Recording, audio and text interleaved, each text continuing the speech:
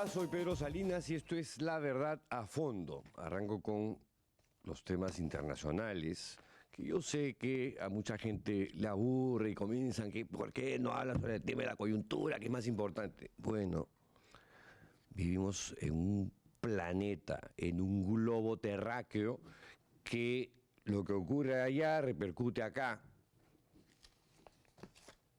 no siempre al revés. Bueno, sobre la guerra en el Medio Oriente, ayer comentamos que probablemente este viernes se firme un acuerdo importante, definitivo, en esta conflagración entre Estados Unidos e Irán, donde Estados Unidos tiene como aliado a Israel y en el caso de Irán, al Líbano. Nadie sabe, nadie conoce, porque no se ha filtrado el acuerdo de paz entre Estados Unidos e Israel. Pero el día de hoy, el New York Times hace un ejercicio súper interesante en el que el editor de la sección de opinión de este periódico republicano de larga data, de impecable trayectoria, hace una suerte de mesa redonda que parece que ha durado horas con tres de los principales columnistas especializados en este asunto. La nota se titula Trump ha fracasado. No les voy a dar los nombres de quién dice qué, porque para todos los efectos no los van a retener, como yo tampoco, pero uno de ellos dice, recordemos los objetivos bélicos declarados por Trump: cambio de régimen, debilitamiento del ejército iraní e impedir que Irán obtenga un arma nuclear. El mismo editor, en este caso el editor de opinión del New York Times, se pregunta hasta qué punto está en camino de lograr alguno de estos tres objetivos. Y uno de los columnistas dice, Trump no ha logrado ninguno de sus objetivos bélicos, pero Irán ha causado más daños a nuestra infraestructura militar de lo que muchos creían posible y nos ha obligado a negociar una tregua. Otro dice, nos encontramos en una situación mucho peor que la que teníamos con respecto a Irak tras la primera guerra del Golfo. Más adelante, otro de los columnistas del New York Times señala o expresa lo siguiente: deseo fervientemente creer que esta guerra está terminando, pero Israel ahora ocupa una gran parte del sur del Líbano. Trump no ha sido capaz de mantener una presión sobre su socio y aliado Israel.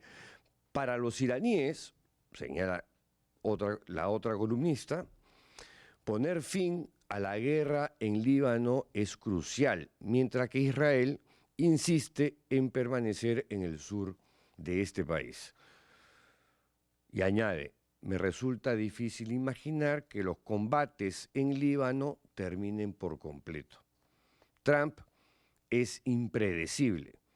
Podríamos pasar por varias etapas más de casi guerra, casi paz, ¿no? Como hemos observado durante las últimas semanas en esta guerra que iba a durar 4 semanas y ha terminado durando hasta ahora 4 meses. Uno de los columnistas, un poquito más optimista que el resto, dice, no creo que volvamos a un conflicto bélico a gran escala entre Estados Unidos e Irán, al menos antes de las elecciones de mitad de mandato, donde, esto ya no lo dice el Times, si Trump pierde a los republicanos en la Cámara de Diputados o en la Cámara de Senadores, lo que podría venírsele es un impeachment, un juicio político para sacarlo del poder y asuma el vicepresidente J.D. Vance. Pero volviendo al New York Times, no creo que volvamos a un conflicto bélico a gran escala. pero sí podríamos presenciar todavía algún tipo de acción militar. Trump quedó perplejo cuando el plan A no funcionó, es decir, creer que lo que hizo en Venezuela lo podía replicar en Irán, a eso se refiere, y su plan B parece consistir en fingir que el plan A sí funcionó. En cualquier sentido significativo, señala otro de los columnistas del New York Times, todos perdimos en esta guerra.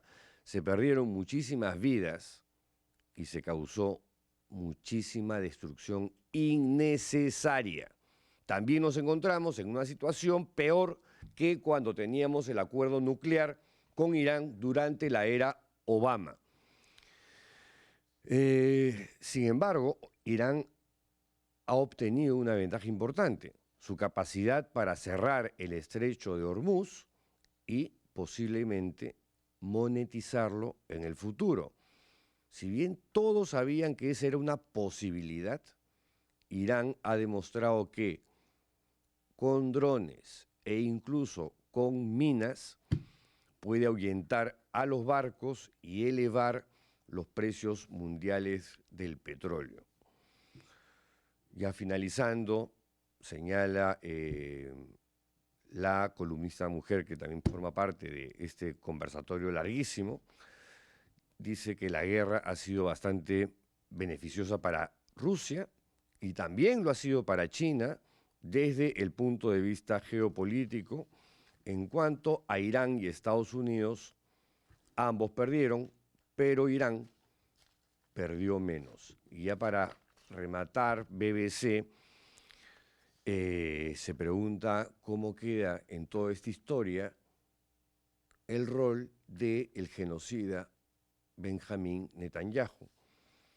Y en este ensayo en el cual entrevistan a diversos especialistas también en el Medio Oriente, se indica que las opciones a las que se enfrenta Netanyahu no son buenas.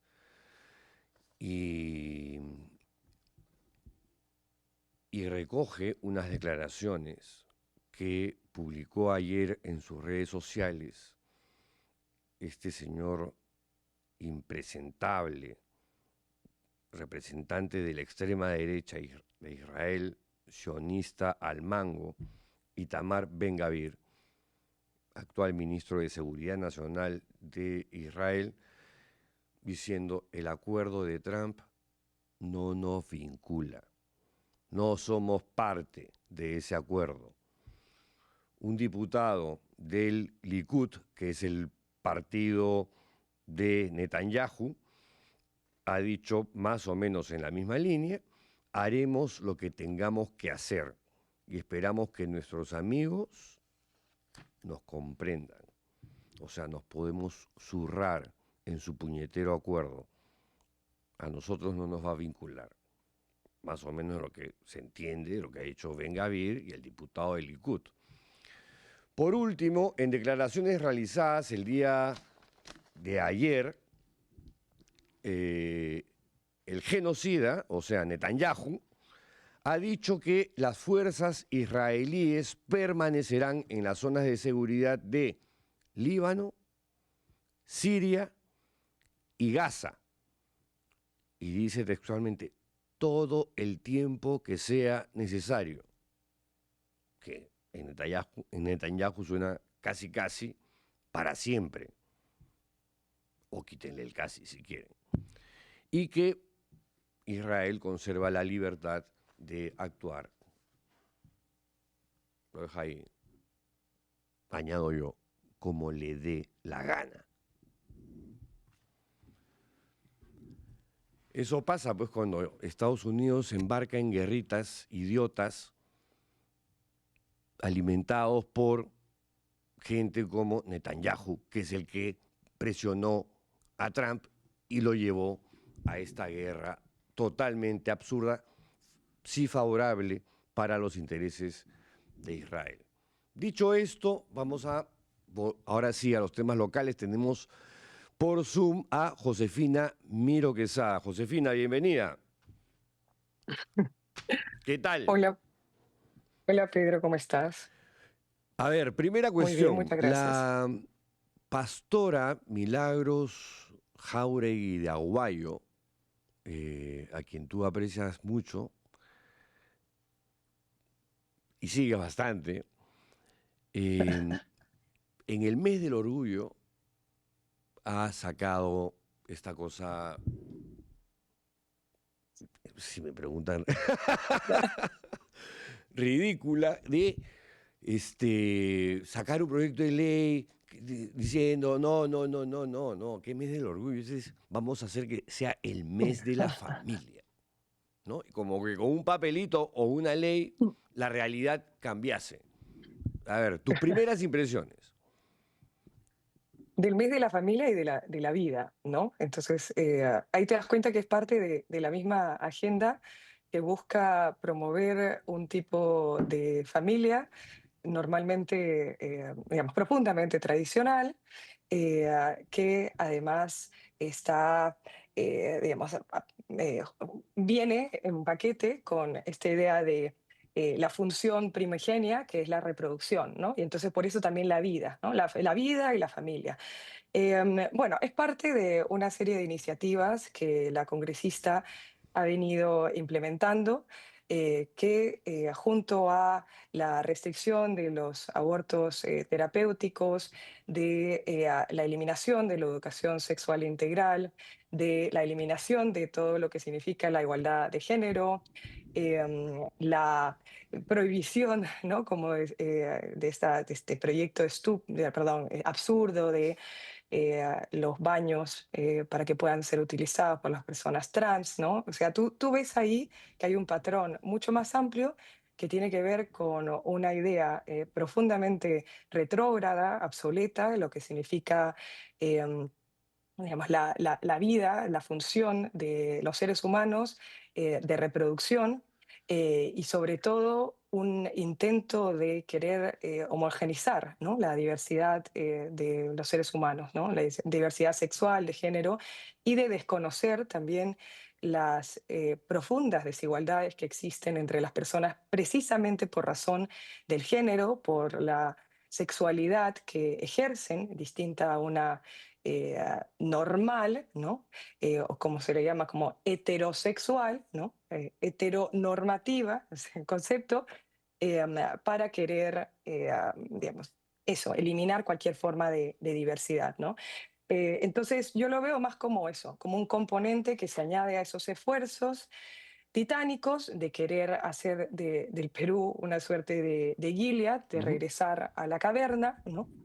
Y de querer, a como dé lugar, forzar ese molde, ¿no? De las familias, de las personas, a esas expectativas de hombre tradicional, esa masculinidad, em, digamos, productora, ¿no? Férrea, del ser varón, lo mismo con las mujeres, ¿no? Y eso, reducir todo a un binarismo, ¿no?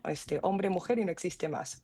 Y obviamente lo hace en el mes del orgullo porque sabe muy bien que esta es una reivindicación que se realiza hoy en día en la mayoría de los países occidentales, que reconocen y que además desde el Estado promueven, ¿no? Que la comunidad LGTBIQ más sea protegida y sea respetada y sea reivindicada por las distintas violencias y desigualdades que viven, ¿no?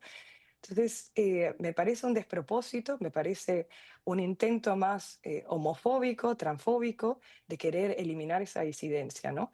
Y a pesar de, podrán publicar, promulgar todas las leyes que quieran, no van a poder cambiar o desconocer o distorsionar lo que es la realidad, que las personas somos diversas y este es un mes para celebrar esa diversidad. Sí, ahora me has dado pie para preguntarte justamente lo siguiente. Yo tengo como el pálpito de que un gobierno de Keiko Fujimori, aliado con la bancada de Renovación Popular en diputados y en senadores, va a hacer que el Perú sí llegue a convertirse en una suerte de Gilead, que es el ejemplo que tú pones, que es la ciudad, estado de esta novela El cuento de la criada, que vive con valores absolutamente anacrónicos, homófobos, xenófobos, homofóbicos y ultra religiosos. ¿Tú Sí, no acá, ves, no sí. ves que la cosa viene fuerte, que hay más que una ola, una especie de tsunami contra los derechos de las minorías? Sí, no es un fenómeno únicamente peruano. En el Perú, evidentemente, la expresión más conocida fue este disque movimiento de Con mis hijos no te metas, que se expandió en la región y que incluso llegó a los Estados Unidos, de donde también exportan sus modelos de una agenda que le llaman, ¿no? De la vida, ¿no? Pero creo que como un intento muy biologizante, ¿no? Es decir, como que de aterrizar o tratar de anclar las biografías de los seres humanos a únicamente a ser determinados por su biología, inmutable, inmodificable, querer entender que las mujeres, porque tenemos úteros, entonces nuestra función social es la reproducción. Que los hombres, porque, qué sé yo, físicamente serían más eh, pongo la condicional porque evidentemente son afirmaciones absolutistas, pero claro, como tendrían una mayor fortaleza física, entonces tendrán que ser los proveedores. O sea, en realidad es creo yo, un libreto, eso, ¿no? Obsoleto, pero que viene acompañado de un movimiento muchísimo más fuerte que está vinculado con la religión católica, que suele reducir, ¿no? Las personas a esa condición, digamos, biológica, ¿no? De función, en donde las funciones sociales están atadas a las funciones biológicas, ¿no? Entonces no reconocen las familias, por ejemplo, homoparentales, las familias, incluso las familias que están compuestas únicamente por un padre o una madre, no reconocen que estas, digamos, pueden ser complejas y tienen estructuras mucho más amplias que las tradicionales. No reconocen incluso que la familia pueda no querer reproducirse, ¿no? Entonces, creo yo que es un proyecto lamentablemente muy vinculado, o digamos que está teniendo mucha presencia en la política, en donde la religión y la política está cada vez más mezclada, y en donde la aspiración de un Estado laico que fuese independiente, ¿no? De lo que son los credos particulares, cualquiera sea, ¿no? Pero especialmente si es uno mayoritario, porque deja en desprotección a las minorías religiosas, que pueda, no sé, que pueda mantenerse al margen, ¿no? Entonces, sí es una tendencia preocupante, sobre todo porque está instrumentalizando la religión y la política para poder avanzar estos proyectos ya institucionalizados, hechos ley, ¿no? Genera muchísima preocupación. Está pasando en Estados Unidos, en donde tú puedes ver ahí también que tienen una oficina de la fe en la Casa Blanca, Alucinante. alucinante, ¿no? Entonces, sí, es muy preocupante, pero sobre todo hay que estar muy alerta porque las estrategias de incidencia que tienen estos grupos a veces pretenden utilizar un lenguaje laico, ¿no? Es decir, hablan, por ejemplo, ya no de la vida, digamos, sagrada como tal, como un mandato bíblico, sino más bien utilizan el lenguaje jurídico, ¿no? Entonces empiezan a hablar en temas del derecho a la vida y el derecho a la familia. Entonces hacen incidencias a través de los tribunales, como para parecer que en realidad el propósito no es religioso, ¿no? Sino que más bien tiene que ver incluso con derechos humanos, ¿no? O sea, es una perversión absoluta de lo que es el derecho para esos fines, ¿no? Una cuestión final, Josefina. En los últimos días, semanas, las fuerzas del Fujimorismo, en primer lugar, han extendido la legislatura hasta el 24 de junio, si no me equivoco, y en este interregno, en este interim, están impulsando con todo una arremetida para sacar adelante una ley que resucite el fuero militar para blindar a policías y militares por delitos de función. Están utilizando todo lo que pueden la Junta Nacional de Justicia para tirarse abajo a jueces independientes o que usan el control difuso para sortear temas que les imponen a través del Tribunal Constitucional o el propio Congreso de la República y que de hecho van contra los derechos humanos. Bueno, y acaban de intentar meter al periodista Gustavo Gorriti en una investigación en el Congreso para meterlo a la cárcel y así. ¿A qué lo atribuyes? ¿Por qué esta premura? ¿Por qué este encarnizamiento súbito? Sí, yo creo que está acelerándose, ¿no? Porque este encarnizamiento y estos ataques se han venido desplegando en los últimos 10 años. En el contexto de las elecciones, muchos advertimos que la democracia está en estado de coma y que si Keiko ganaba las elecciones, posiblemente iba a ser el último espacio, digamos, que quedaba, ¿no? Para hacer contrapeso a lo que viene siendo como una infraestructura, ¿no? Una arquitectura ya digamos, el pacto mafioso que ha concentrado el poder en el Tribunal Constitucional, en la Junta Nacional de Justicia, en la Contraloría, en la Defensoría del Pueblo, que viene emitiendo leyes que amenazan la sociedad civil organizada, que emiten leyes también para amenazar la independencia judicial. Y lamentablemente lo que parece indicar es que una vez que llegue Keiko al poder, ¿no? Terminará de concentrar ese poder. Hay muchas alertas que se vienen dando a nivel internacional que obligan a repensar las nuevas autocracias. Las autocracias ya no llegan con tanques, llegan con un equipo de abogados que están, digamos, dispuestos a querer desmontar el Estado de Derecho desde adentro.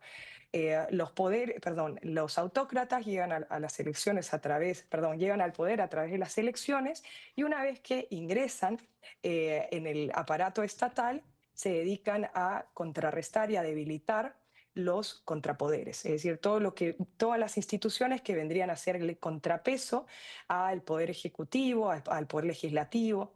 Entonces lo que vemos hoy es que pareciera que los únicos espacios poquito de contención son los jueces, ¿no? Y son precisamente los jueces los que están siendo objeto de ataques, no solo con leyes que los obligan a tener que fallar de una manera absolutamente contraria a la Constitución o a los tratados internacionales, pónganse las leyes de amnistía, las leyes de impunidad. Recientemente se ha aprobado, bueno, está pendiente esperemos, de ser observado por el Ejecutivo, esta ley que mencionaba, que busca que la justicia militar se le dé prioridad en los casos en donde los militares y la policía hacen uso excesivo de la fuerza, incluida la letal, para controlar el orden interno, para, digamos, controlar las protestas, una cosa que es abiertamente contrario a los estándares de derechos humanos que establecen que estos siempre deben ser juzgados por la justicia ordinaria, porque evidentemente tus pares van a fallar de una manera absolutamente parcializada, ¿no? Entonces, por eso es importante que estos casos no sean llevados por la justicia militar. Pero como te digo, a mí me parece importante que, así como en el caso de la agenda de la congresista Aguayo, esto no lo podemos ver de manera aislada. No veamos los árboles, veamos el bosque. Y lo que está ocurriendo es una serie de iniciativas que buscan amedrentar, amenazar a los jueces disidentes que están haciendo prevalecer la Constitución, que están protegiendo digamos, de manera muy valiente, ¿no? Los pequeños espacios que todavía tenemos de disidencia. Al juez Ordóñez no le han ratificado por ir precisamente a proteger y a reivindicar la independencia judicial a la Comisión Interamericana de Derechos Humanos. el juez Chávez Tamariz y a su vez también Concepción Carguancho y a otros jueces que están inaplicando, utilizando el control difuso que está establecido en la Constitución para hacer prevalecer la Carta Magna, e inaplicando las leyes que son abiertamente inconstitucionales. Ujú. Pero claro, luego tienes a un tribunal constitucional que además está presto a poder convalidar estas leyes inconstitucionales, ¿no? Entonces, realmente lo único que tenemos son a los jueces valientes que están haciendo prevalecer la Constitución, pero que están siendo amenazados por el Congreso, a los periodistas, ha mencionado a Gustavo Gurrit. Entonces, esto hay que alertarlo para que se vea el panorama completo de amedrentamiento, porque a ti te basta únicamente un caso ejemplar para amedrentar al resto, ¿no? Y eso es lo que está ocurriendo con jueces independientes a los que se les está no ratificando, sancionando con una junta tomada que utiliza el control disciplinario, que es una herramienta legítima para garantizar la integridad de la magistratura, pero que le está utilizando para vengarse, que es en buena cuenta la descripción de lo que es la forma de hacer política del fujimorismo. Vengarse de los opositores, ver a tus disidentes como adversarios a los que quieres eliminar. Y eso lo estamos viendo en todos los estratos del aparato estatal hoy. Bueno, Josefina, te agradezco como siempre por tu tiempo, por lo que has dicho, porque sí es súper importante estar con las antenitas alertas de todas estas cosas que están ocurriendo ante nuestros ojos, pero para variar no reaccionamos y yo sí creo que viene una marea totalitaria si es que la ciudadanía, los sectores de la sociedad civil, del periodismo independiente, no reaccionan. Gracias Sobre todo el nuevamente. independiente. Sí, sí, sí, sí. Que es bien difícil mantener eso en tiempos Exacto. recios. Gracias, Josefina, por tu tiempo. Muchas gracias a ti, Pedro. Un abrazo. Fue Josefina Miro Quesada.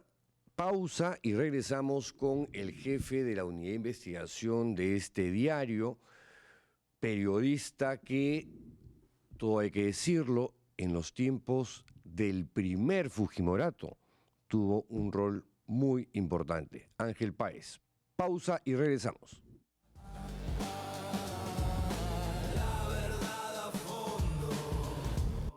Con Pedro Salinas.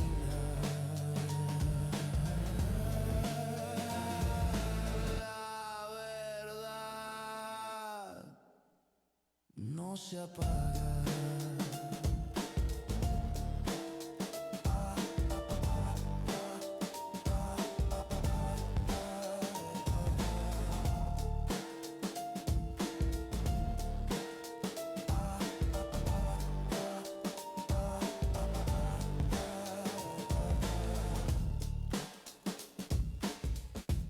Entre sombras, la verdad respira. Ángel Páez ya está con nosotros. Ángel, bienvenido.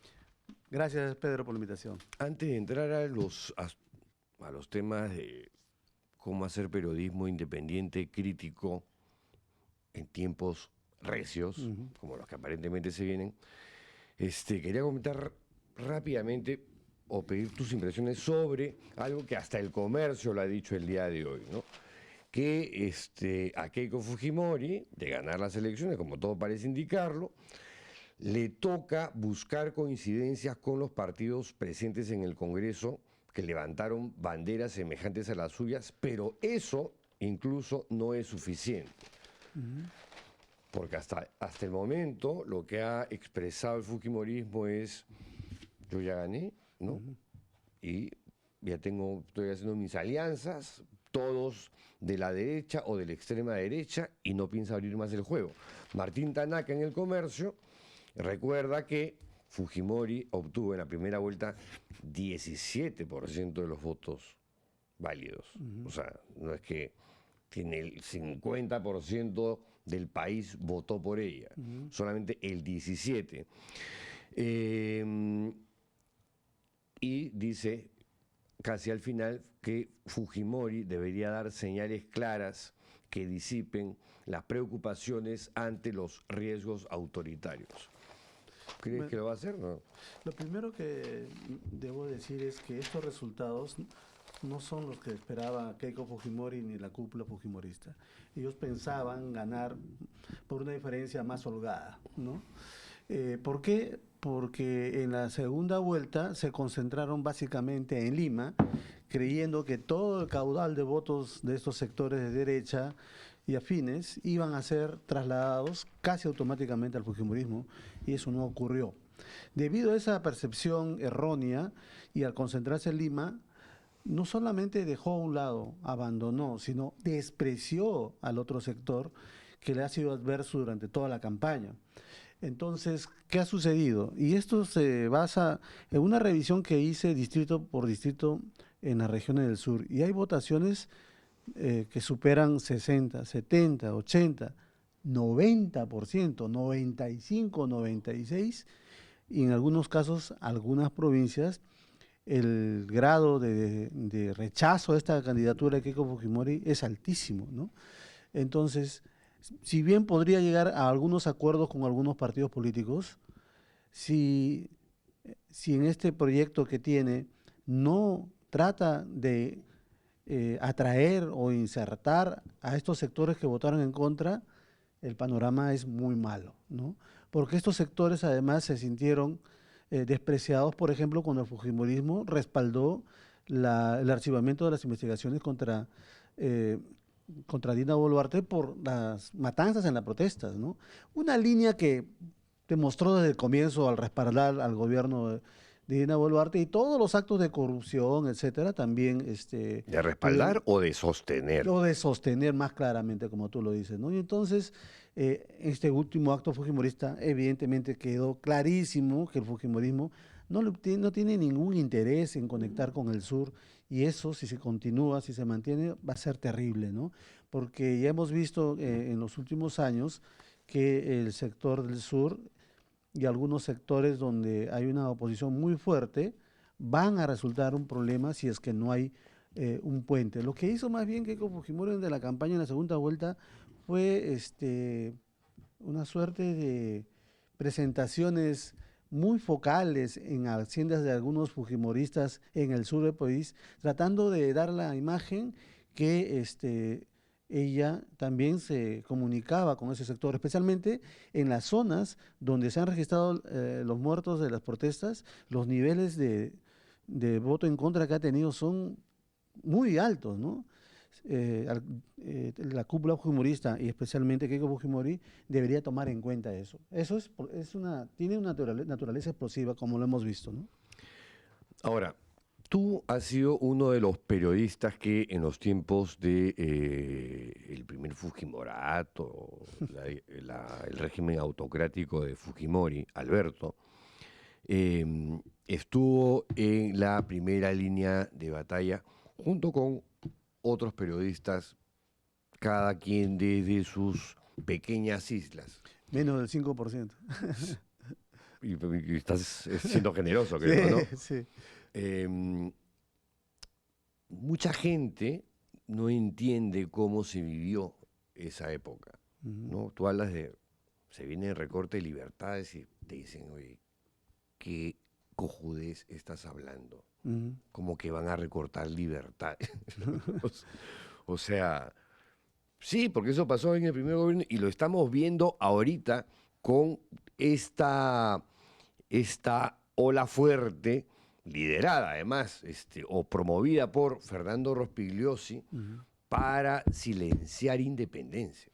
Siendo él periodista. Siendo él periodista. Y trabajó acá, como columnista. Tal cual, tal cual. Sí. Además, y peleando por las cosas que ahora defiende. Exactamente. Por ejemplo, una de sus principales batallas, a raíz de los casos Barrios Altos y La Cantuta, exigía, demandaba, promovía investigaciones para los criminales, incluyendo Fujimori, Montesinos y el general de Hermosa. Está escrito, donde señalaba que durante el régimen fujimorista se hicieron todos los esfuerzos para tratar de comprar o de perdonar a los miembros del Grupo Colina con la finalidad de que no hablaran, cosa que efectivamente llegó a concretarse cuando les dieron la ley de amnistía, ¿no? Tuvieron un trato muy diferente. Por ejemplo, nosotros los fotografiamos en el penal militar de Pueblo Libre, donde estaban jugando fútbol, estaban contentos con su familia, etcétera. Un trato totalmente preferente que demostraba que había una confabulación para protegerlos, que como mencioné, se concretó con esta farsa de amnistía que le dieron, ¿no? Como parte de un acuerdo que había entre ellos. Además, hay militares que salieron del país premiados, hubo entregas de dinero, etcétera. Todo eso está acreditado judicialmente, ¿no? Y la percepción que tiene el fujimorismo sobre el crimen está muy conectado a sus propios intereses. Y esto se ha visto en este último Congreso, ¿no? Que como mencioné, por ejemplo, ha habido una total inclinación hacia proteger o ganarse al sector militar y policial. Tú sabes que desde mi perspectiva, y soy un periodista muy vinculado a las compras militares, desde hacía muchos años no se veía tantas compras militares en los últimos años millonarias sin licitaciones. Todo lo que ha sucedido en los últimos 4 o 5 años se parece mucho a lo que ocurrió en la época del fujimorismo. No había licitaciones, el armamento no había sido probado, no había confrontación de precios ni nada, y se ha privilegiado determinadas empresas vinculadas con el gobierno de turno. Eso se está repitiendo. ¿Por qué? Porque se ha querido ganar la confianza, la lealtad del sector militar y policial, que es muy importante y muy influyente. Eso era lo que hacía Montesinos y se ha repetido en los últimos años, y eso es lo que ha retomado el fujimorismo, por ejemplo, apoyando toda iniciativa militar, o lo que acaba de hacer Fernando Rospigliosi, emitiendo una nueva ley pro crimen, ¿no? Para que los militares Que él y los llama policías... anticrimen. Sí, militares y policías sean procesados en el fuero militar. Y a mí no me van a contar qué cosa es un fuero militar, porque yo cubrí todos los años 90 como militares que tenían imputaciones muy graves de homicidio, de narcotráfico, de corrupción, los trasladaban, ¿no? El Poder Judicial, que en ese momento estaba sometido, decía, no, este caso va al fuero militar. Mediante esta lógica que contiene esta norma que acaba de ser aprobada en primera instancia, propuesta por Fernando Rospigliosi. Él sabe Que lo que antes significa. la combatió. Por supuesto, Eso ¿no? me parece... Sí, totalmente, ¿no? Hay que leer sus libros muy importantes. Hay uno sobre la prensa precisamente y los militares, porque en esa época me entrevistó a mí para ver cómo es que yo había trabajado durante un periodo en que había persecución, amenazas e intentos de asesinato por sectores militares que estaban involucrados en las compras corruptas de armamento, ¿no? Y él tiene otro libro que también es sobre el estudio de la relación de Fujimori, Montesinos y las Fuerzas Armadas. Todo eso exactamente está haciendo lo contrario.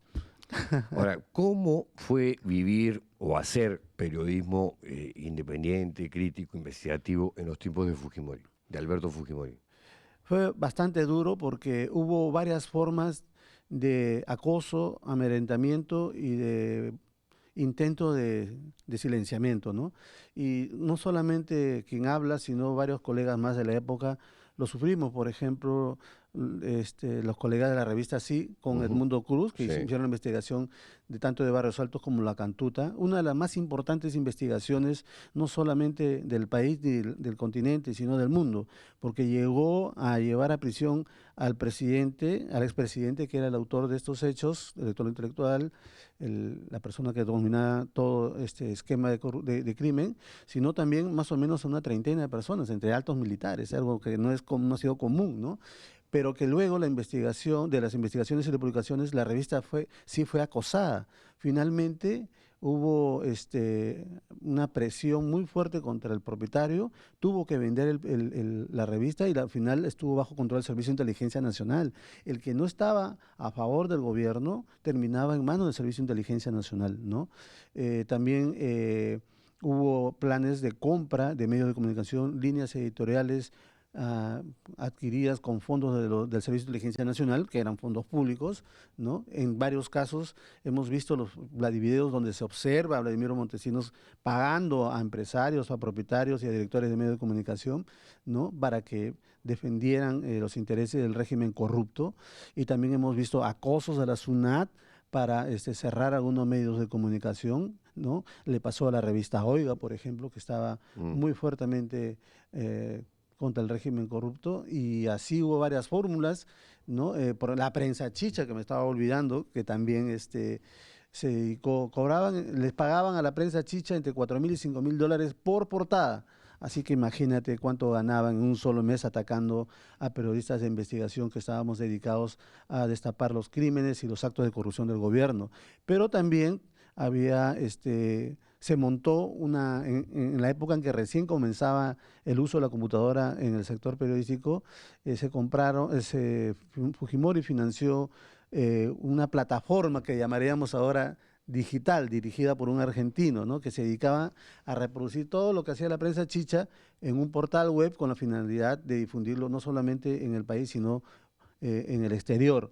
Y por último hay un sector que no es menos importante, que era abiertamente pro-fujimorista, estaba de acuerdo con el régimen y que se dedicaba, ¿no? A desmentir o responder las investigaciones de los periodistas independientes, ¿no? Y que apoyaban abiertamente al régimen porque tenían beneficios económicos, ¿no? ¿Crees que un eventual gobierno de Keiko Fujimori reedite todo esto que estás comentando? Supongo que se va a modernizar mucho, porque si hay una característica del fujimorismo es su odio central hacia la libertad de prensa, hacia el periodismo independiente. No ha cambiado en absoluto. Y esto lo digo basado en las propuestas que hubo en el último periodo del Congreso, en los últimos 5 años, en que ha habido proyectos claramente destinados a silenciar a la prensa, a castigar a jueces y fiscales por difundir información o compartir información con los medios de comunicación. Hay también proyectos en los que se promueve la eventual prisión a periodistas que usen información de procesos judiciales, ¿no? Que son formas veladas, evidentemente, de atacar, destruir y silenciar al periodismo de investigación, ¿no? Que es, como mencioné, el peor enemigo del fujimorismo, ¿no? Y creo que son conscientes los fujimoristas, la cúpula fujimoristas, que no va a haber ningún tipo de acuerdo o de periodo primaveral con el fujimorismo. Hay muchos periodistas que han desarrollado investigaciones de los últimos años y que continúan haciéndolo, porque la misma investigación no es publicar una nota o un tweet, sino hacer todo un proceso, ¿no? De hecho, nosotros tenemos varios casos en curso, ¿no? ¿Qué desafíos avisoras para el periodismo independiente en un gobierno de Keiko Fujimori? Tú sabes que lo más llamativo de tu pregunta es que primero me indicas que si el fujimorismo va a seguir siendo como lo ha sido antes. Pero también preguntaría sobre el periodismo en general. ¿Ha cambiado? ¿Mm? Y no ha cambiado. Hemos visto en el reciente proceso electoral que más del 90% de los medios se han puesto del lado del fujimorismo, ¿no? Colegas que en algún momento fueron críticos del fujimorismo ahora se han subido al coche del fujimorismo, ¿no? Y creo que el periodismo va a vivir un momento bastante duro porque se está repitiendo el mismo esquema de tener a la prensa independiente arrinconada, ¿no? En un nicho. Felizmente vivimos un periodo diferente en términos de redes sociales, plataformas digitales que nos van a permitir publicar en cualquier momento, en cualquier lugar, a cualquier hora. Eso es importante. Pero no descarto que podrían practicarse otras fórmulas más de silenciamiento que también las han, ¿no?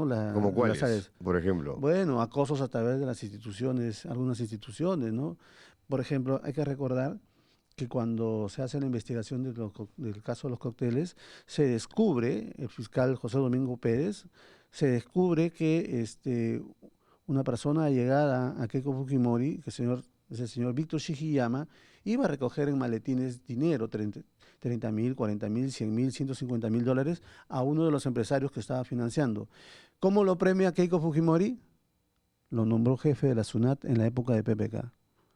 Si así premia a sus cómplices Keiko Fujimori para armar un gobierno o un sistema de gobierno en la sombra, imagínate lo que va a pasar ahora, ¿no? O sea, todos los que participan en los casos cócteles seguramente van a tener casos muy importantes. ¿Para qué? Para mantener un control, un mecanismo corrupto.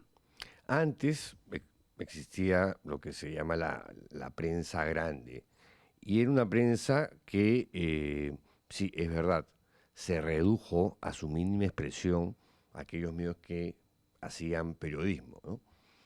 El diario La República con Gustavo Momellón a la cabeza, la revista Caretas con Enrique Sileri, César Hildebrand con Liberación, incluso pasó por 1160, Mm. hasta el momento que lo dejaron hacer televisión, un par de radios más y de medios escritos donde no estaba el comercio, esta leyenda urbana que han generado de que pero el comercio siempre estuvo. No, el comercio no estuvo ahí. El comercio estuvo en el 2000 con las firmas falsas. Apareció, wow, el comercio también existía.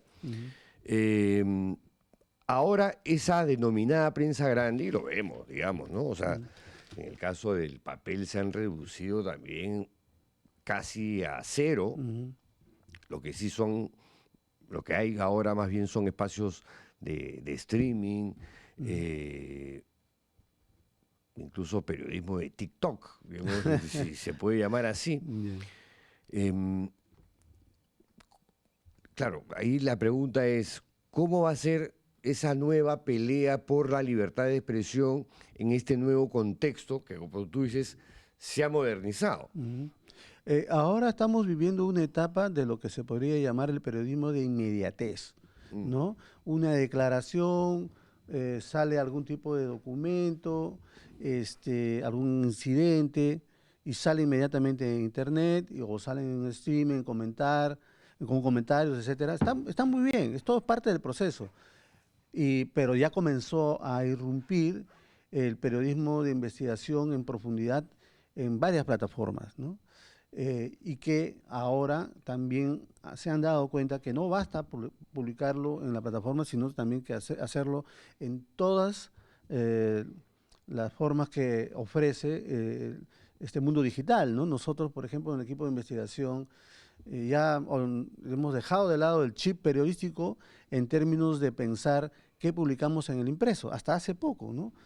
Ya no podemos seguir pensando en eso cuando la gente incluso está leyendo menos en el papel y también en la Claro, plataforma web. ahora Por todo supuesto. está acá. Pero ahora el nuevo fenómeno es que la gente ya ni siquiera va a las plataformas web.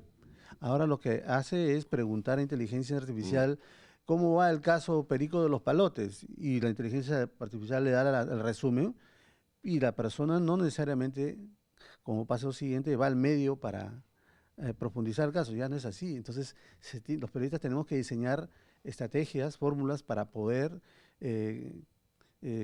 conseguir alguna forma de que toda esta investigación llegue al conocimiento de la gente, ¿no? Entonces, es un proceso que además cambia permanentemente. Lo que estamos hablando en este momento, en junio del 2026, en junio del 2027 ya es otra cosa, ¿no?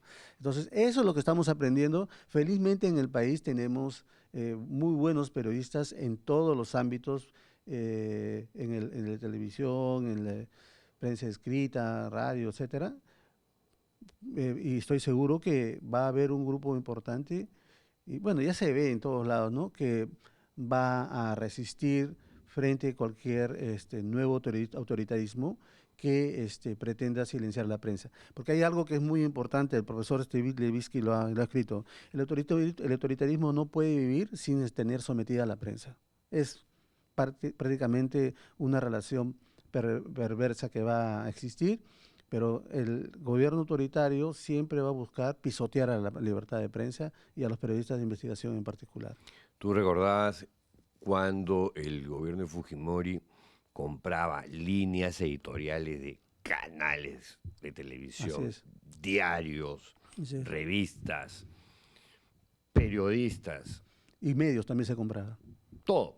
CCN, ¿te acuerdas? Claro, que lo compraron con recursos del Ministerio de Defensa. Sí, lo que pasa que la fórmula de Fujimori y Montesinos era desviar fondos del Ministerio de Defensa por cada institución. La Fuerza Aérea, el Ejército, la Marina transferían un dinero supuestamente a un fondo, a dos fondos reservados, de donde salía el dinero para financiar todos los actos de corrupción. Para ellos era operación de inteligencia, pero era corrupción pura y dura, ¿no? Se financió Colina, se compraron los medios de comunicación, se hicieron operaciones clandestinas, en fin, varias cosas, ¿no?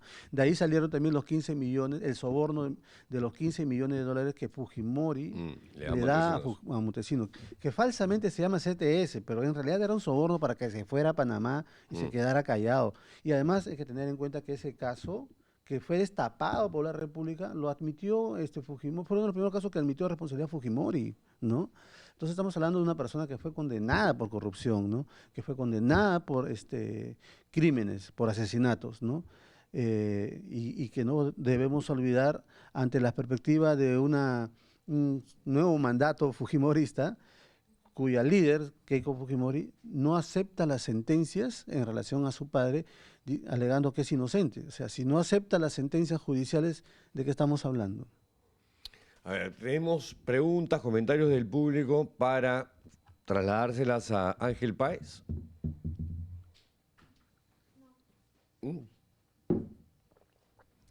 No, las hago yo. Porque ya nos quedan poquísimos minutos. ¿Qué periodistas? Es que seguramente solamente nos están viendo, es que solo nos están viendo fujimoristas. Bueno, que hay harto troll acá Sí, en la sí. plataforma de la República. ¿Qué periodistas se extrañan, caerían muy bien en estos tiempos y ya no están? Bueno, empezando por Edmundo Cruz, ¿no? Que luego de la experiencia de la revista sí vino a la República, trabajó con nosotros y se hizo muy buenos destapes, ¿no? Y que son incluso motivos de controversia. Él hizo la investigación de la construcción del túnel, ¿no? Y él mismo también hizo la investigación sobre cómo desde el CIN se mandaban a comprar los polos para la campaña de Fujimori en el año 2000 y se los llevaban a las distintas instalaciones del Fujimorismo. O sea, cómo de los fondos de Servicio de Inteligencia Nacional se financiaba la campaña de Fujimori. Alguien que muchos han olvidado, ¿no? Y que ese es un tema que está pendiente de investigar porque estamos esperando que todos los partidos, especialmente los que han tenido importante alcance en este proceso electoral, para saber de dónde sacaron el dinero, porque hemos visto una exhibición, ¿no? de financiamiento bastante escandaloso, ¿no? Entre otros periodistas mencionaría, bueno, a varios colegas que han trabajado en investigación periodística, pero hay varios que están en funciones y que tienen toda esta experiencia y que van a ayudar muchísimo. Pero quiero decir algo que es muy importante, porque hay que recordar que una de las campañas contra el periodismo que ha desarrollado en primera fila el fujimorismo ha sido contra Gustavo Gorriti, ¿no? Gustavo Gorriti por el tema de la investigación que hizo con IDL Reporteros sobre los cuellos blancos del puerto, ¿no? Y que hasta el día de hoy sigue siendo motivo de controversia y el fujimorismo lo ha intentado lapidar a él y a todo su equipo. Ya incluso ha logrado que una comisión parlamentaria atribuía una responsabilidad a un periodista. La vez pasada escuché unos argumentos, pero los periodistas de reporteros estaban en el Ministerio Público. ¿Y dónde quieren que trabajemos los periodistas? Si quiero investigar a una institución militar, ¿dónde quieren que lo haga? Tengo que meterme. O si lo voy a hacer en un partido, lo voy a hacer en una empresa. Los periodistas tienen que estar ahí en el Poder Judicial, en un gobierno regional, en una alcaldía. Por el contrario, un periodista que hace una investigación sin entrar a una entidad pública o donde esté investigando y no esté presente sería más bien extraño. Más bien hay que aplaudir a los colegas de IDL Reporteros por haber logrado tener ese tipo de información, ¿no? Y que nos permitió descubrir a todos los peruanos la existencia de una organización criminal de jueces y fiscales y congresistas, ¿no? Y lamentablemente hay medios de comunicación que se suman a esta campaña contra IDL Reportero de Gustavo Gorriti como si se tratara de una guerra ideológica, cuando es simple y puramente un trabajo periodístico de investigación bastante refinado, especial y atrevido. Bueno, tenemos que ir terminando, mi querido Ángel. Tenemos un super chat que dice: en este nuevo gobierno, en este nuevo gobierno el periodismo de investigación está en peligro. ¿Qué acciones van a considerar contra las arremetidas de este gobierno? Hemos tenido una primera guerra mundial contra la corrupción fujimorista y estamos preparados para ganar la segunda. Me gustó esa respuesta. Bueno, Ángel, ahora sí tenemos que terminar por tiempo. Gracias. Te agradezco muchísimo por tu presencia acá para hablar sobre este tema que en realidad nos estamos adelantando un poco. Bueno, ya está pasando hace rato, pero sí presumo que con un proyecto totalitario como el que me parece representa el régimen de Keiko Fujimori, el futuro gobierno de Keiko Fujimori, el periodismo independiente, una vez más, tiene que estar alerta desde el día 1. Pero si el fujimorismo se desprende de su raíz autoritaria, ya no es fujimorismo, es cualquier otra cosa. ¿Es capaz de eso? Tiene que ser autoritario, siempre lo ha sido Mm. y lo seguirá haciendo. Está en su naturaleza. Está en su naturaleza, en su ADN. Fue Ángel Páez, jefe de la unidad de investigación del diario La República y uno de los periodistas, para mí, importantes en los tiempos en los que la democracia fue cancelada por un zarpazo un 5 de abril de 1992. Y entraron acá, a la República. Acá entró una patrulla militar. El mismo 5 de abril. Claro. Claro, yo estaba en Antena 1 y entraron también, creo que ahí fueron de la Marina. Y en Y protesta en de la Canal República. 11 pusieron una tanqueta pegada a la puerta por lo que no podías entrar, o sea, ni siquiera de costado. Claro, Tenías que ser un flaco tallarín y eso. claro. A nosotros no nos pueden contar qué es el autoritarismo Totalmente de acuerdo. fujimorista. Regresamos al día de mañana. ¡Chao! Eres mundialero si te gusta jugar cada partido antes de que empiece. Por eso vuelve la Polla Líbero. Conéctate todos los días, pronostica resultados, suma puntos y gana premios. Si eres mundialero, tienes que estar en Líbero.